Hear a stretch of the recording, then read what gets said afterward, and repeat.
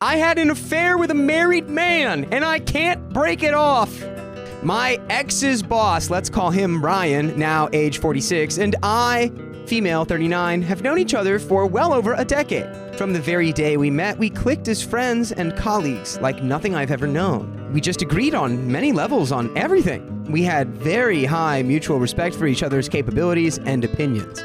Any meeting we had would descend into an extra hour of talking excitedly about everything and anything. By the way, this comes from user Hampshire Tea Party on the Charlotte Dobre YouTube subreddit. And if you want to submit your own stories, go to the r/OK Storytime subreddit and submit it there. So, we were clearly attracted to each other, but we were also incredibly professional.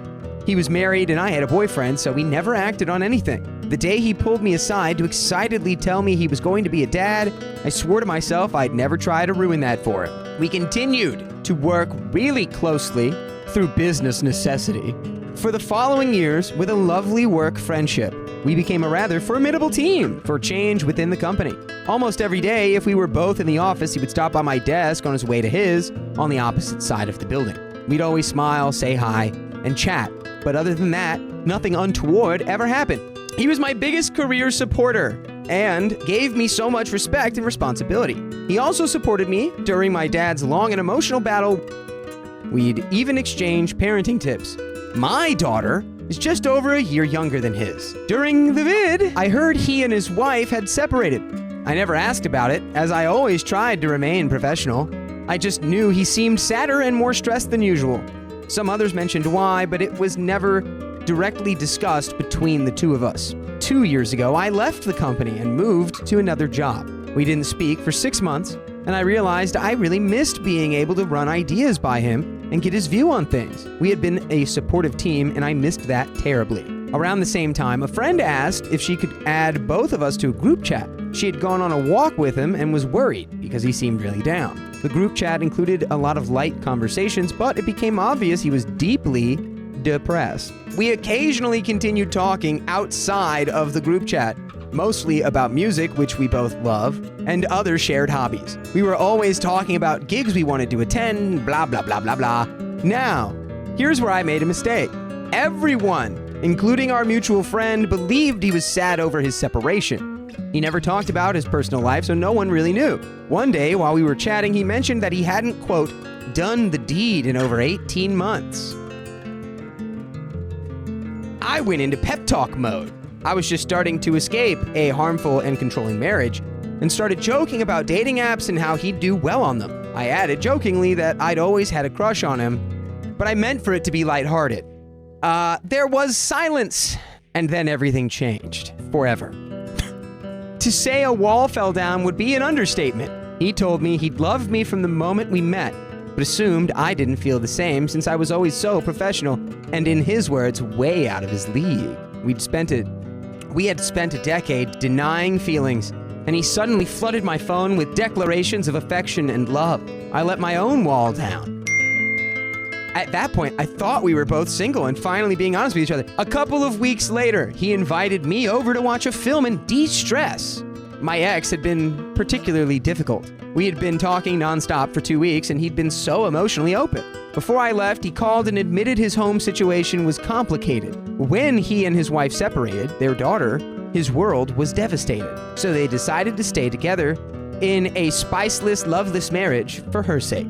His wife worked the night shift, was barely around when he went to sleep, and he believed she was having an affair. I don't know how to process it, given everything he'd said over the past 2 weeks. I still went over with the intention of just watching the film and letting him talk. When I arrived, we hugged, and it lingered too long. I looked up unsure what to do, and he kissed me. It was like the world fell away. 10 years of emotion, respect, and care all came rushing out. I left later that evening, no spicy sleep, and agreed to go on a walk with him that week. We talked. He was clear that he wouldn't leave his wife because of their daughter. But he wanted to keep seeing me in secret. I told him I didn't want to be his mistress, and then we kissed again and confused the lines. The next 6 months were messy. I was going through ADHD medication titration and had been put on meds that made my emotions and impulses extreme. I cycled through loving him, cutting him off, trying to burn bridges, then missing him like mad. He quietly accepted all of it.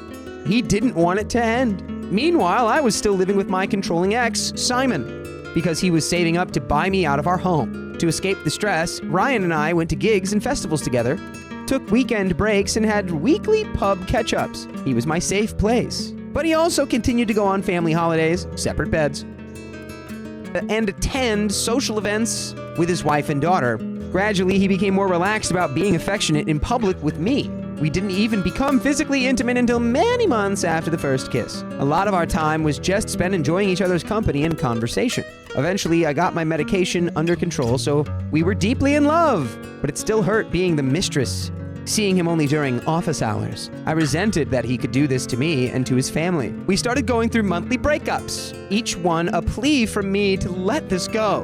But he always talked me back into being friends. And once we met up again, all the love and emotion came flooding back. He called me his soulmate. He cried when we had to part after spending time together. We talked every single day, but still, nothing changed. He dangled promises, like, if you become more stable, I'll consider leaving my wife. But I was already stable. It wasn't about me anymore. Eventually, I convinced him to start therapy. I was already in it. He's still going. Now it's been 18 months. I've gone no contact for 3 days, my longest ever. I've gone no contact for 3 days, my longest ever. We've broken up over 20 times. Each time I beg him to let me go because he won't change his situation and I can't keep living like this. It's not fair to me, his wife, or his daughter. I tell him it hurts too much, but every time he begs me to stay friends. We always have upcoming plans we both look forward to. And then he tells me he's heartbroken at the thought of losing me. He says he never knew what love was until he met me, that he wishes he wasn't so afraid of change, and then the cycle starts again. I cry, I hate it, but I can't stop because he's the most important person in my life. If you have any real advice for how to break this cycle but somehow keep the friendship, I'm listening. Edit. I never meant to come across as blameless. More that I need to hear the judgment to be able to focus on what you are all saying. So when he tries again, I say no and don't cave. This all started when I was incredibly vulnerable and trying to break out of an awful marriage situation and needed a savior. And when offered, I took it, which I know is wrong. But it was that, or I was liable to top myself. It had all become so bleak, and I was honestly in a very bad way. And now I'm stable enough. I know I need to end this cycle as history has repeated itself again. That is the end of that story.